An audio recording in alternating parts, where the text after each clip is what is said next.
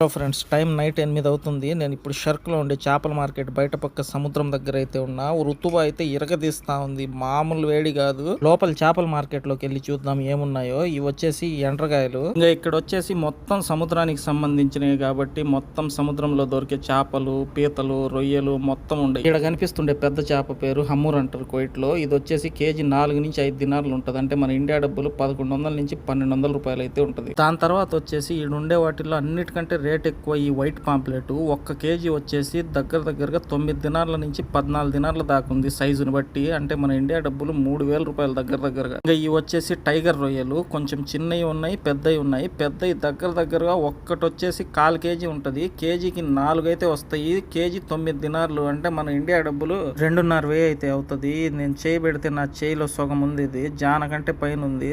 ఇండియాలో ఇంత పెద్ద రొయ్యలు నేను ఎప్పుడు చూడలేదు. మీరు చూస్తే తప్పకుండా కమెంట్ చేయండి. వీడియో నచ్చితే తప్పకుండా సబ్స్క్రైబ్ చేసుకోండి. ఫుల్ వీడియోతో మళ్ళీ కలుద్దాం.